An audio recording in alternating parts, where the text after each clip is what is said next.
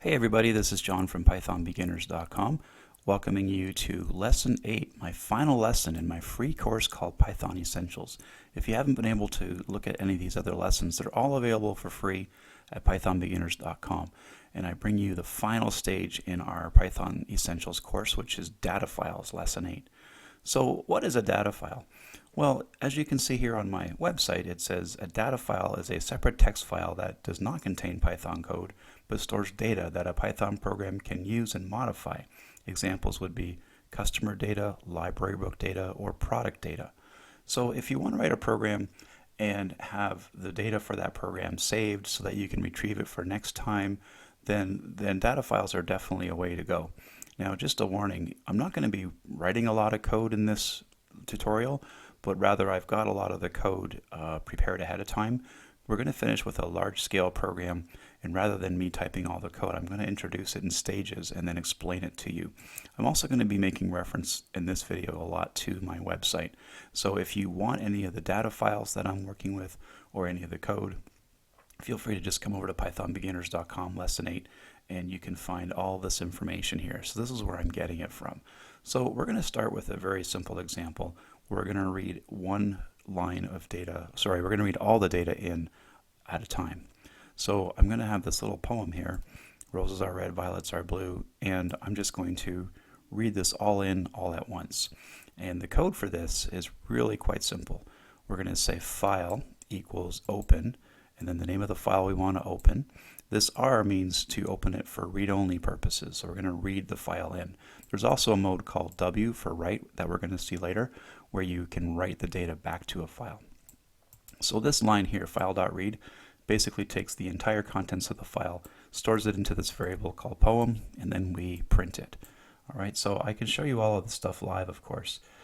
Here's the data file. Okay, so I just basically save this as a text file, one line at a time, just pressing enter till I get to the very end. The other important thing to notice is, let me just bring up the program here. So here's the actual program that's going to read in this data and print it on the screen. It's really important that you make sure that the data file is saved in the same location as the program. So I'm running on a Mac here, as you can probably tell, but let me just show you that to verify it. So here's the folder where I've been storing all my programs in, and the one I'm about to run is Open Poem, which is this one right here, and it's going to open this file here. So if these both were not in the same location, the same folder, this would not work because I'm not really telling my program to go anywhere else. The program's assuming that the file is in the same location as the program. So I'm just going to quickly run this here, and I'll put my Python shell into the window, and I will just press F5 to run the program. And very quickly you can see down here how it just read the poem in and printed it all out. Okay, so that's a very basic example of how to read in a data file and print it out on the screen. So we're going to look at some more advanced examples here. Let me just minimize some of this stuff. And oftentimes you're going to be reading in data one line at a time. So in my second example, we're dealing with a list of athletes. And the way athlete is structured is we have the last name, the first name, the age, the gender. Following the gender are a list of, we'll call these swim times. We'll say these are swimming athletes. And depending on how many practices they've been out for, there may be like 3 times or 2 times, or this person, Katie's, been out 5 times. So the number of times may vary per athlete. And so I've got this data file here, and it's called a comma delimited or comma separated value file, or CSV, meaning that each value in the line is separated by a comma. So that's important because when we go to write our code for this, we're going to be looking for that comma and separating each bit of data into its own little piece. So let me show you the data file first. So here's the data file here. Okay, and just like the last one, it's saved in the same location as the program we're going to write to open it. Now, if you followed along with my previous lesson on dictionaries, you'll see how I'm going to make use of them in this next program. So I'm basically going to create a function that reads in the entire line and then splits out each piece of data into a property for a dictionary object. So if you take a look at the actual program here, which is right here. All right, we'll just go through this together. And again, this program can be found right here as well. So here's what I've got is the function where we're taking an item which we represent by a list. So this is basically one row of data, and we're splitting it out. So we're going to create an object called ath, and the ath object is made up of the last name, first name, age, gender, and times. So you can see that this is essentially a list, and the first item, list 0, is going to be the last name.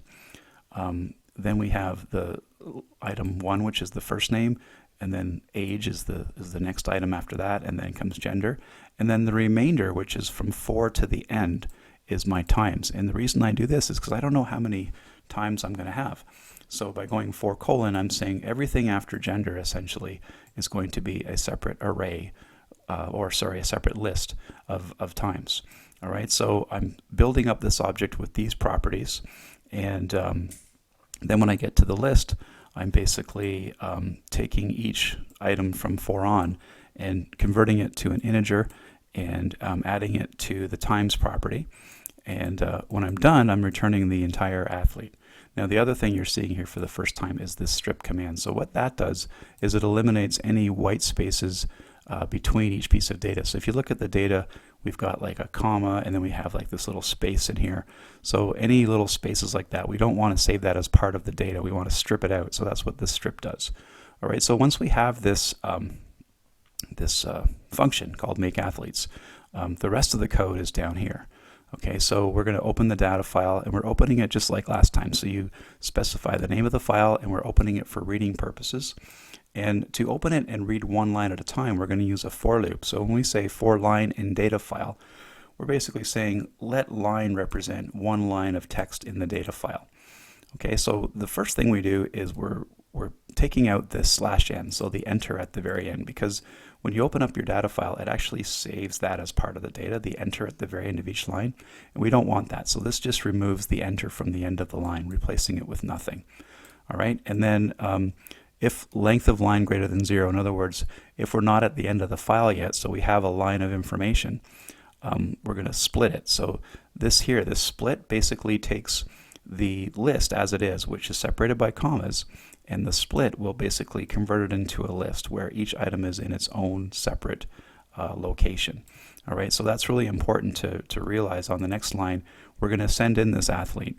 What we're sending in here is a list, okay, because the split command generates a list for us, and again, where each location is another piece of the athlete's information. All right, so when we send this in to make athlete up here, we're basically sending it in, and we're calling it list up here. And again, we're just pulling out each part of the list and assigning it to a property. And when we get to times, the remainder of it goes into a times list, which is a list within the athlete's information. And then we return the athlete object. So back down here, you can see that once we've done that, we've basically returned an athlete called A, and we're simply just printing it. All right, so when we run this program, we're going to see this output. Okay, so it's basically taking this information as a raw data file with commas and new lines and everything, and converting it to a series of athlete objects, which is going to print like this. So before I run this program live, I just want to verify with you that here is my list of sample programs, and I'm going to open up this file called athlete_original. And the program that's going to open it is called open file. All right, so here is the actual data file. Okay, simply just a list of information separated by commas. And we're going to split this out into a list, and then we're going to convert it to a dictionary object. All right, and the actual program is right here. All right, so this is the exact same code that I have on my website. So I'm going to run this now, and you can see down here it basically prints them all out. So if I stretch that out, you can see that a little bit better. So it took all the data and it converted it into dictionary objects. All right, so we finished this lesson off with a complete example where we're going to have an interactive menu, and rather than just reading in the information, you're going to have options like adding and modifying and deleting, and then it's going to save the information in the end so that you can call it up next time and just keep updating it. So it could be a handy little database for a coach who's just trying to maintain a list of athletes and maybe their times. So we're going to start with the same program that we just looked at, which is here. Now I've already made one little change to this, and all I've done is I've had another list created called athlete, so it's an empty list. And down here, after I make the athlete, rather than just printing A, I'm appending it to this list. Okay, so that way I can maintain a list of these athletes while the program is running, and then later when I go to save these again, I'm going to pull them out of athletes list and then save them back to the file. All right, now I've also got to close the file because I'm going to open it again later for write or W purposes so that I can write the data back to the file. All right, so this is a fairly substantial program. There's a lot of things going on. So I'm just going to slowly introduce parts of it to you and then show you on the website what it actually looks like when you run it.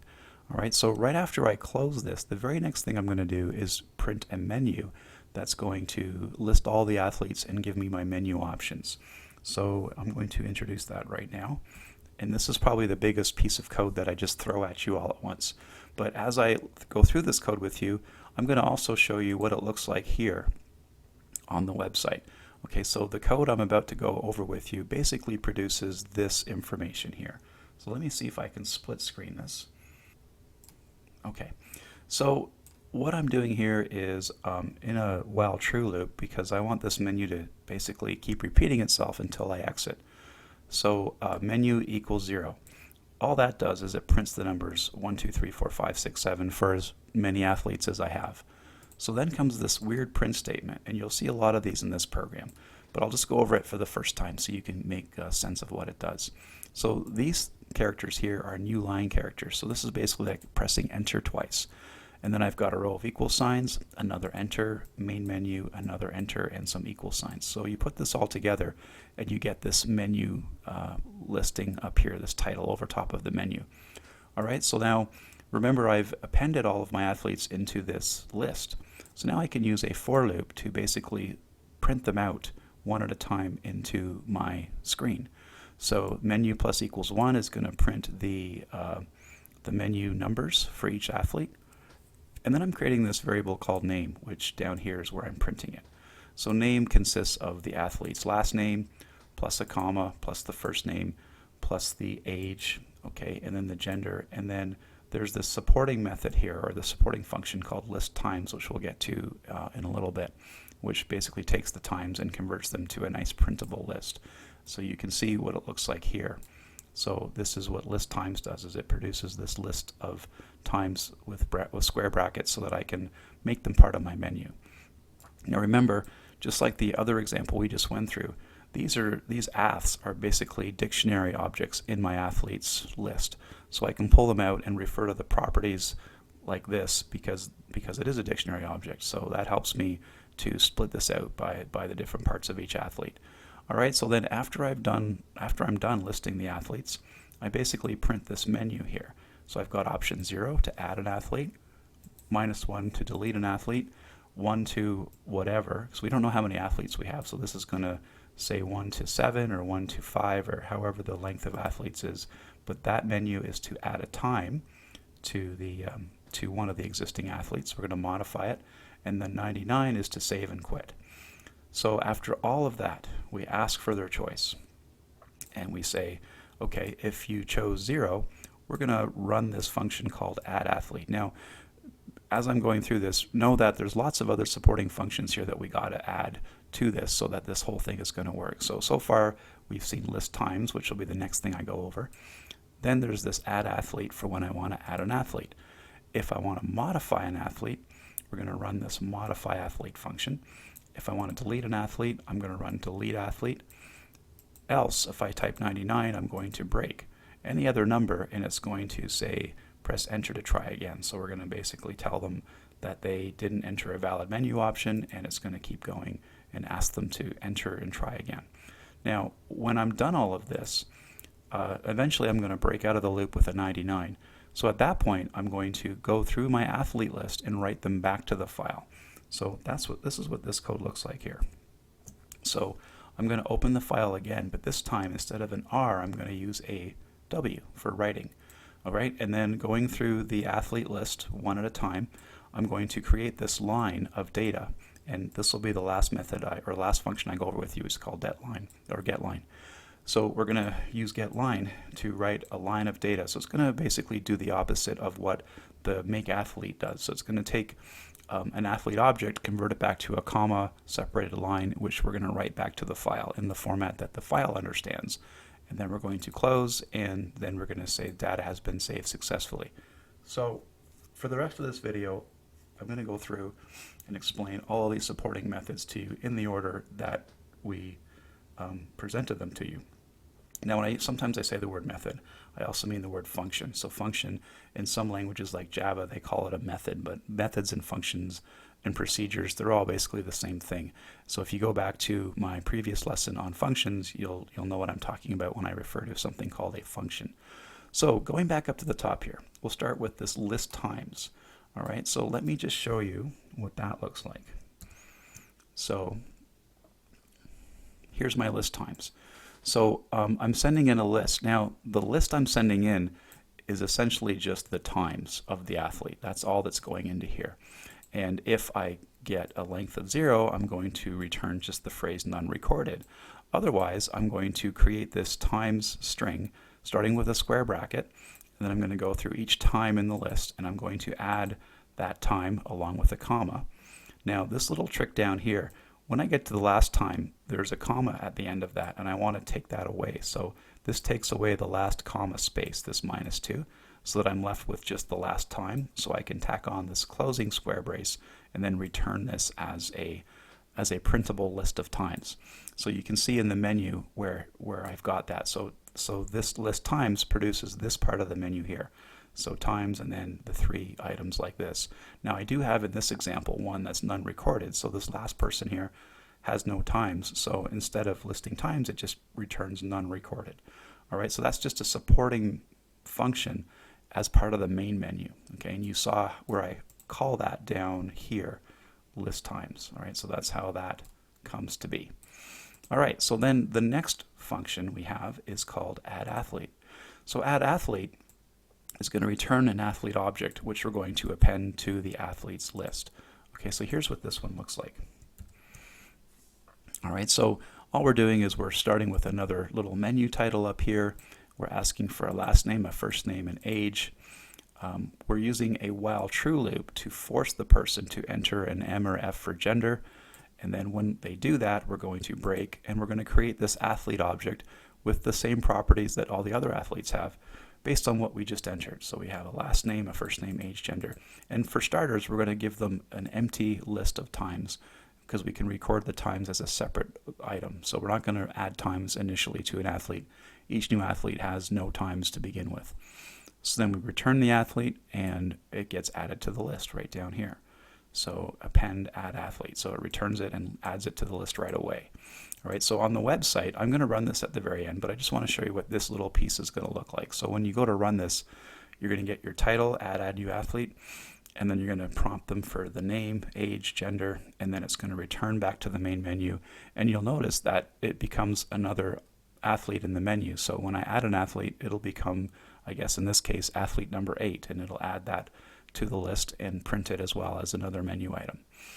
So the next function we're going to look at in our sample program here is the AddATime function, which I've called ModifyAthlete in my program. So if a person enters a number from 1 to the length of athletes, that means they're wanting to take the times of the athletes and add another time. This function is also going to allow you to clear all the times of the athletes if you want to reset it back to none recorded. So let's take a look at the program and see how that part of it works.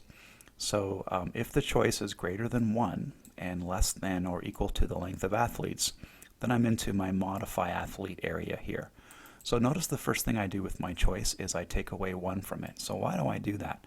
Well, remember, the athletes themselves are stored in a list, and lists start at item 0. So even though my menu goes from 1 to 7, everything is off by 1 here. So these 7 athletes are stored in athlete location 0 through 6.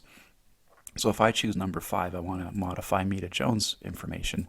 She's actually stored in location 4 because it goes 0, 1, 2, 3, 4. So it's really important that, and for delete as well, when you type in a number from 1 to whatever, you've got to subtract 1 from it to make it in sync with the actual list locations. So that's what I'm doing here in this program, is I'm taking 1 away from the choice, and then I'm saying athletes at that location equals the athlete I get back from ModifyAthlete when I send the athlete in. Okay, so let me just repeat that because that's a little bit confusing. When we run ModifyAthlete, we're sending in an athlete, and then we're going to modify the data from that athlete and return it back to the same location that it came from. So this is going to basically replace the old athlete with the new one. And essentially the new one's just going to have some modifications done to the times. That's all we can do to modify in this application. So let me bring that one up. I'm going to bring up ModifyAthlete, and you can see it up here. So we're going to create a title for our menu, and then we're going to print the times of that athlete, and then we're going to allow the person to enter a new time or to clear all, or maybe they just want to cancel and say never mind. So if we choose a positive number, we're going to break. Otherwise, we're going to give them an error message. So you can't type in a negative time, essentially. That's what that prevents you from doing. If choice equals 0, we're going to reset athlete times to an empty array. So remember, 0 is to clear all. So that'll just erase all their times. If it's -1, then we're just saying never mind. We're going to return the athlete as it came in without making any changes. If it's another positive number, we're going to append that number to the times list and then return the athlete with that new time added to it.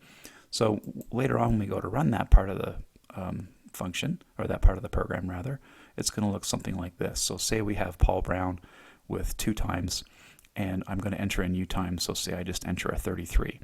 What that's going to do is it's going to add a 33 to Paul Brown's times, and then when we go back to the main menu, you'll see that he has a new time added to his list of times. All right, so we're getting there. The next function we're going to look at is the delete, and I think this is the last one before we go to save. So if I type in a -1, I'm going to delete an athlete. So for this function, I'm actually going to send in my entire list of athletes just so that I can print a menu and then from there decide which one I want to delete. So let me just bring up the delete function and we can take a look at that one. So here's the delete function here. So like the other functions, I'm printing a menu at the top, and then I'm creating a sort of little sub-menu. This is kind of like the main menu, but in this case I'm just printing their first name and last name and then a line separator. And then I'm asking them, who do you want to delete? If I enter a valid person, then again we're going to take 1 away from that choice. And then we're going to pop. Remember, pop is the way we remove from a list. So we're going to pop that location. If instead I say -1, meaning never mind, I don't want to delete anybody, I'm just going to break. Any other number, I'm going to print invalid choice and try again. So when I run this part of the program, it's going to look something like this. So delete athlete, it's going to list the athletes, and then it's going to prompt me for a number from 1 to 5. So if I typed 4, for example, then location 3, which is where Harry Henderson is saved in the list, will be popped off the list. All right, because I take 1 away from the choice to get to the actual list location, and then that's the one that gets removed. All right, we're getting there. So the last thing we're going to look at then from the main menu is when they type in 99 to save and quit. All right, so when we go to save and quit, it's going to come down here. Now we've seen this part of the code already where we open the data file for write purposes. Using a for loop, we're going to travel through the athletes 1 ath at a time, and then we're going to run this GetLine method or function, which I haven't yet shown you. And essentially that takes an athlete object, converts it back to a line of data with commas separating each thing, and that's the thing that gets written to the file. So remember, the data file needs to be in this format where we have the properties of the athlete 1 at a time separated by a comma. So this is the way it has to land back in the data file again in this format. So all we're doing is we're converting it back to this again. So let me show you how that last function looks, and then we will do a live demonstration finally after all this. So that is called GetLine. So we send in our athlete dictionary object, and we say let line equal the last name plus the athlete's first name. And notice I'm printing a comma in between each one of these for the data file. Then comes the age, then comes the gender. And then when we get to the list of times, we're just going through a for loop, And for each t in times, we're adding that to the line as well. And then remember, just like that trick when I did the list times for the main menu, I'm shaving off the last two items because I don't want a comma at the very end of the line, so that takes the last one away. But then I am adding a /n, which means it's going to press enter after the line. So when I return it, it's basically going to save each line of the athlete as a comma separated list with an enter at the end, so that each athlete will be on its own separate line. Alright, so that is a big program, and you can understand now why I didn't actually type this code out, because it would have taken me much longer to type it rather than just show it to you. Now you can feel free to copy and paste this from the website, or you can type it out yourself and pause the video, or you can just watch it for learning purposes. But what I want to do to finish this off is just show you a live demonstration of how this entire program works. So if I run this program, you'll see there's my main menu and there's my options. So let me just go through each of these options with you quickly. So I'm going to start with option 0 to add an athlete. Okay, and I'm going to add, let's say my last name is Fender, first name is Freddie, and Freddie Fender is 78 years old, and he's a male. All right, now I don't add any times at this point. In fact, when I press enter, you can see Freddie Fender's been added to my menu, and there's none recorded. So let me say that I want to add a time for Freddie Fender. So if I go to option 8, I'm modifying Freddie Fender's information, and I'll put in a time of 56. And when I press enter, he now has a time of 56. Let me add one more time to Freddie Fender. So on a second timeout, he did a little bit better. He got a 52. So now he has 2 times 56 and 52. So that's to modify the athlete. I can also delete the athlete. So let me go to Paul Brown, which is athlete number 7. And I can say 0 to clear all of Paul Brown's times. And we come back to the main menu, and now he's got none recorded. Pretty cool. Now I'm going to delete an athlete. I'm going to delete Mina Jones. So I'm going to say first of all, I got to say -1 to delete athlete. Okay, so there's my athletes one more time, and I'm going to say 5 is who I want to get rid of. So you'll notice, going back to the main menu, she's gone. I'm down to 7 athletes again, and Mina Jones is gone. So that's add, delete, add a time. So I'm going to go 99, save and quit. Now, the really cool thing is that's been saved back to the data file. So if I run this again, this is the data that I now have to work with rather than what I had at the beginning. So when I first ran this program way up here, this is what the original menu looked like. Let's see, where was it? Way up here. Okay, so here we go. So on the first loading of the data, we had 7 athletes all the way down to Paul Brown. When I was finished with the program, we had Paul Brown as 7, and Freddie Fender was the new athlete. Actually, let me come down to here. So Paul Brown has no times now. Freddie Fender is the 7th athlete, and Mina Jones has been erased. So if I run this one more time, just very quickly, you'll see that the menu comes back to the way it was saved. Okay, so this is maintaining my list of athletes between sessions of running the program, which makes it a much more useful program. All right, so that was a lot to take in. But what I like about this last example is it does touch on pretty much everything else that we've done in this course.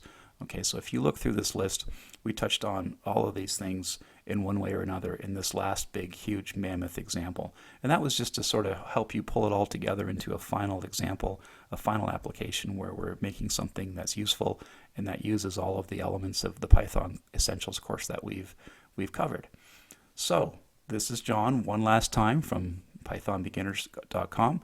Now, if you enjoyed that course, I want you to know that at our website, we will have other courses available as well. So there's another course that's called Python Applications with Tkinter, and then there's going to be a course called Gaming with Python and Pygames. Now, at the time of this recording, those haven't been created yet, but hopefully by the time you get to seeing this video, those will be there as well, and you can continue to learn with me and at pythonbeginners.com with these other courses. Thanks for watching, and goodbye.